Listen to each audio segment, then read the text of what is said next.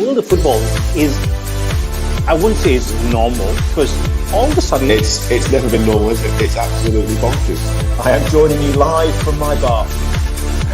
Oh, wow. That potentially could be worth it for 30 goals a season. Hello, my name is Roshan, Narayan, and thank you for joining us on In 20. One of those talking points on our highlights will be about Pep Guardiola, and you can catch it on our Instagram, Twitter, or Facebook page. But Danny, let's start off with one of your favorite topics: goalkeepers. We spoke about Scott Carson a few months ago because everybody thought he had retired, but he wasn't. He came, made a return from out of the blue. BERGOVIC as well. I really thought he had retired, but that's being me silly. But I thought he had retired, and bang, he was back in it. And truth be told, 2 out of those 3 goals was his fault. Oh, I think you're being very harsh. I wouldn't like. I wouldn't like to work for you as a coach.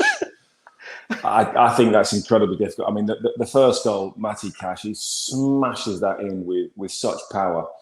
If you look at that in real time, he's probably not expecting Matty Cash to hit that strike. Matty Cash probably doesn't really know where that's going. He's aiming to hit the target. No, but that's, as a defender, this is not Sergio Aguero, Lionel Messi, Cristiano Ronaldo picking out the top corner. This is when a defender goes through, or sometimes midfield players, you're aiming to hit the target as hard as you possibly can, and you're aiming for maybe a side of the goal. So for it to fly in like that, I don't think that. If he makes a save, you say, "Wow, it's a worldly save. It's incredible." Yeah. When I first saw the talking points for the show, and obviously having looked at it, I thought you're going to come up with a second goal as the issue. Where there may be a little bit of communication breakdown, where obviously he's coming at the near post, and if Luka Dean misses it, it's probably a comfortable catch for him.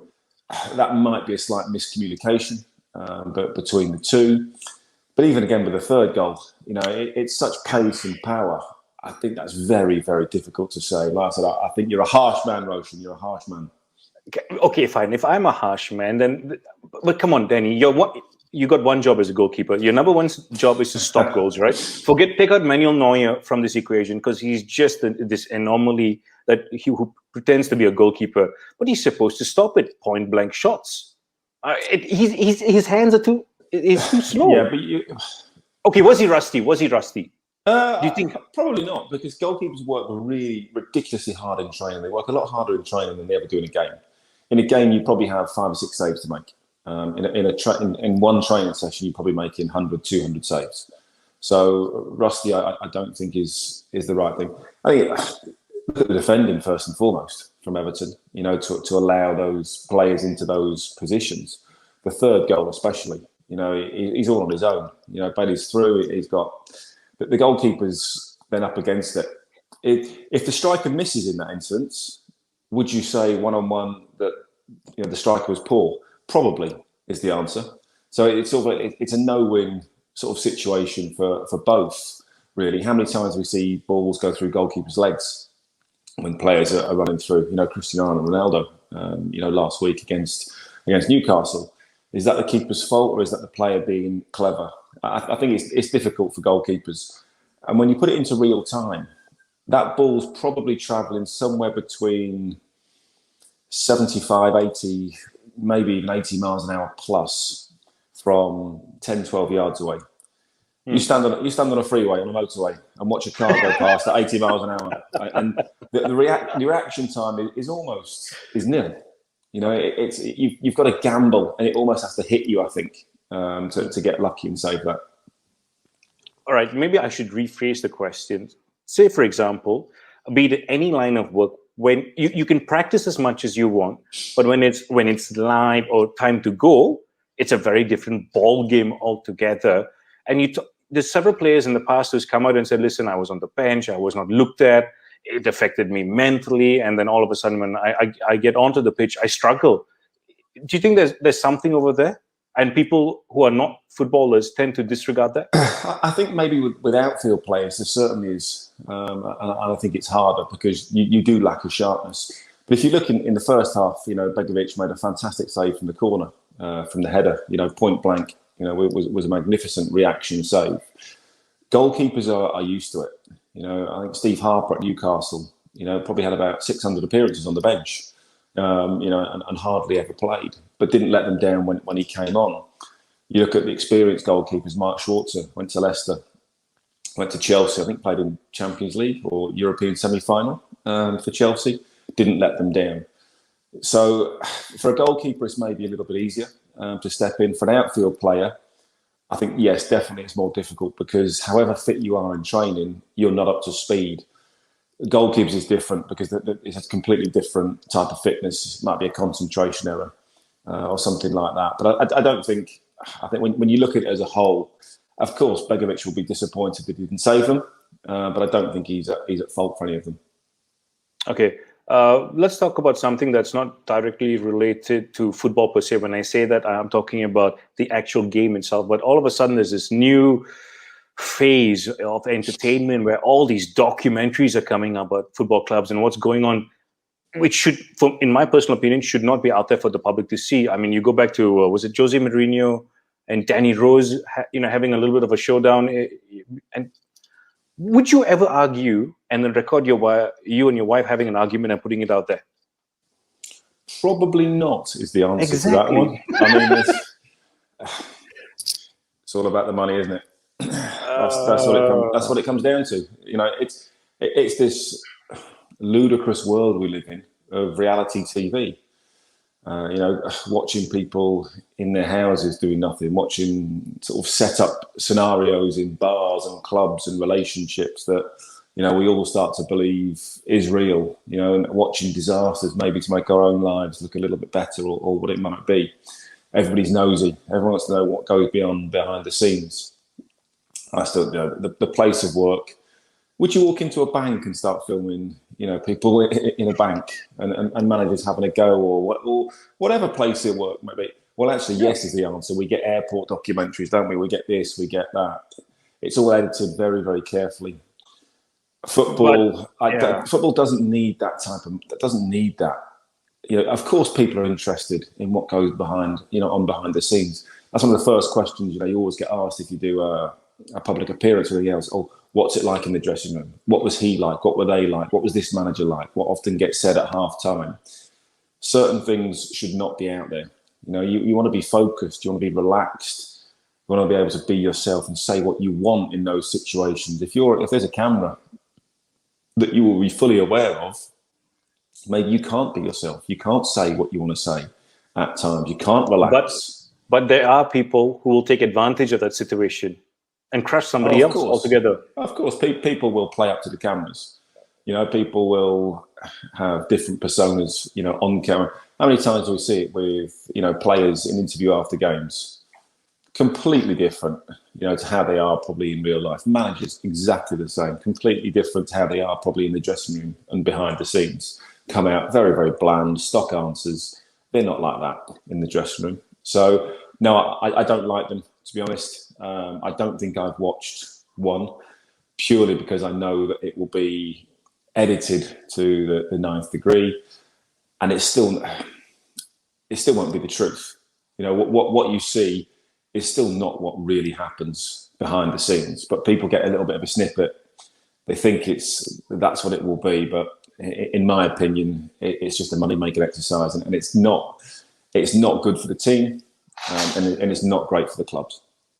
And more so, it's always the footballer rather than the management or the top tiers that are, you know, on the. Well, of course, because who controls it? You know, the owners of the club control it. You know, the CEOs, the sporting directors, the manager, the players won't be consulted whether they want to do it, whether they want to be involved in it. Players will not get a choice. It's just like, well, this is happening. Deal with it. And I don't think that's great when, you know, your players are your greatest asset and you only have a product because of the players. I think it will be imposed on them rather than it being their choice. Wow, well said, Danny. Something else that, you know, caught my eye this week round, and it's been happening for months, is, you know, when a person scores a goal, they take off their jersey, and it's something that maybe a hero worship comes into play. A youngster, you see your heroes, your legends taking off your shirt, you know, running around the pitch. Ryan Giggs comes to my mind in that FA Cup semi-final. And it's been happening for years. And then there was a rule that was brought in, yellow card the player, because perhaps what was written under their shirt might have been political, etc., etc., etc. But has it come to a point whereby you're killing the game? I mean, there are moments where it pops off and you do lose control, because it is ecstasy at the end of the day, football. The highs of the highs. I can see it from both sides of the argument. Admittedly, you can't have slogans underneath T-shirts, because where do you draw the line? You know, what is acceptable, what is not. So I think, you know, if you take your shirt off and you have a slogan underneath, maybe you have to accept that that's a yellow card, because it's very, very difficult to police, you know, in that situation where for some people it might be a slightly political slogan, some it might not be, some might be offended, some might not be. It starts to get really confusing. So you do that. Taking the shot, there's no harm in it whatsoever. I don't know why it came into play that it was a booking once upon a time. Was it for time wasting or whatever it might be? I don't know. Maybe people were offended when not everyone looked like Ronaldo. You know, not everyone had this Adonis body, and it wasn't. People were like, oh no, put that shirt back on. We don't want to see Ryan Giggs' hairy chest. You know, I've no idea why it came into play. Having said that, it's been here for 20 years, maybe, is it? Yeah. But players still keep doing it. Well, but players should be aware of that. You can't, these players have grown up with it, you know, as kids, you know, so they know full well if they take their shirt off, they're going to get booked. So it's down to them. You know that if you handball it or throw the ball away or argue the referee, you're going to get a yellow card. So equally, yes, as much as I think it's a stupid rule, or stupid law in some instance, I also understand that players know that it's there. They know what's going to happen, you know, if they do that. So just keep your shirt on. It's not that difficult. There are plenty of other celebrations that you can do. Thumbs up. Oh, what was this? Just do the shearer. Just run off. With a hand up. Yeah. The classic one. The last question about the game between Villa and Everton, and it's more focused on Everton. Okay, Rafa Benitez has proven himself no matter where he's gone. But is he the man to take Everton and make them a permanent fixture in the top 6 in the Premier League? I think he's got a great chance. I think, you know, when you listen to his interview yesterday, you know, they dominated for long periods of that game. You know, they conceded the first goal and then the own goal, and then that sort of kills them, really. And that's almost game dead and buried. They had plenty of chances. They didn't take them in that game. You know, that can happen. They've had a good start to the season. Maybe that's a little bit of a reality check, a bit like last season where they started so well. But he's organised. You know, Damari Gray was very unlucky. You know, there was one we tried, almost just bent it in the far post. You know, Andros Townsend's been a good signing. Obviously, they're missing sort of Calvert-Lewin at the moment. Obviously, but Rondon's come in. You know, I think he will get better. You know, he had a half decent chance as well. So no, I think Everton will be fine. And every other club would have snapped your hand off for Rafa Benitez, you know, probably outside of the top 4. It was only the Liverpool connection that had Everton fans a little bit concerned. So if you take that out of it, he's a very, very good manager, you know, and he's going to improve Everton. And I think, you know, he will get them probably he will keep you in the top 8, you know, that is for sure. Okay, so top 8, not top 6. Let's move on to another manager, Pep Guardiola. We cannot argue about, you know, the things he has done in the world of football as a manager and as a player, but this is our job. We have to look at a few things that he's done in the past. The first thing that comes to my mind is when he played the 3 at the back, when Bayern Munich went to take on Barcelona, and Barcelona had these 3 very amateur players up front in the names like Suarez, Neymar, and Messi. Then he, of course, did something in the Champions League final against Chelsea. And in this last game where he played Raheem Sterling up front, refused to bring on Fernan Torres throughout the game. Was that a mistake? I think Pep overthinks, overanalyzes, gets over-tactical at times. But he's, as you say, he's been an absolute genius.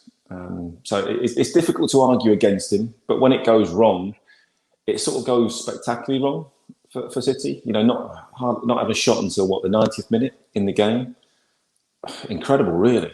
With the players out there on show. Okay, they were very unfortunate with the offside decision. I think, having said that, it was a blatant penalty. How that was not given as a penalty, I do not know. What I would love John Moss to come out and explain what he has seen on that monitor, because it's the clearest foul on the planet. Okay, maybe it's not a red card. You can debate that, but to say it's not a foul, what was he looking at? Incredible. But back to City. Yeah, I mean, obviously they've lost one, they've drawn one already. That's points dropped. They're still there or thereabouts. They took a little bit of time to get going last season, and then were absolutely outstanding. Pep said he wasn't happy with the way that they were playing beginning of last season, and they changed one or two things. Maybe they'll do that again this season. They have an exceptionally talented squad. Strength and depth. Centre forward has always been the issue, isn't it? Not replacing Aguero, who didn't really play. They know how to score goals. They keep scoring goals. Oh, of course they do. Maybe it was just one of those days where Southampton set up, got a little bit lucky at times, played exceptionally well, and didn't quite happen for them. As I've always said, one game is okay. You can have an off day. Everybody can have an off day at the office, no matter what it is. If that starts to go 2-3 games, that's when you start to have some sort of concern. And if he had to bring someone in January from the Premier League or wherever it is, do you think he'd do that, or he'll stick to his guns? I think he'll stick to his guns, because if City are looking to buy a centre forward in January, it's going to cost them the earth, because everybody knows if City are looking to buy a centre forward, it'll be because they're desperate for a centre forward, and therefore the price will probably be double what you'd had to pay in the summer. None of the top sides will let City poach one of their players and go to a rival. They'll all dig their heels in. So I think it'd be very, very difficult for City to get better than what they've got and get a top-class striker. They might add there might be somebody floating around a bit of strength and depth that's going to be maybe on the bench, but I don't think there'll be anybody available that will come into their first team. Okay, let's talk about the other team from Manchester, Manchester United. They're away against West Ham, and there's Spurs against Chelsea as well later on today. The one question about United would be Ole Gunnar Solskjaer, those two changes he made in the Champions League when he took out two attacking options and allowed young boys to literally attack after that. Would he have learned from that? You'd hope so. There were poor decisions, really, really poor decisions. I didn't understand why he went 5 at the back at half-time. Didn't understand that at all. And then when you leave Ronaldo up front on his own, who isn't going to chase the ball down, who isn't going to run the channels and work the defence. Yes, he's a fantastic goal scorer. But if you're going to play that way, you play Mason Greenwood. And then you change it later on and you play Jesse Lingard in that position. You just invite pressure. Tactical mistakes, personnel changes were mistakes in that game.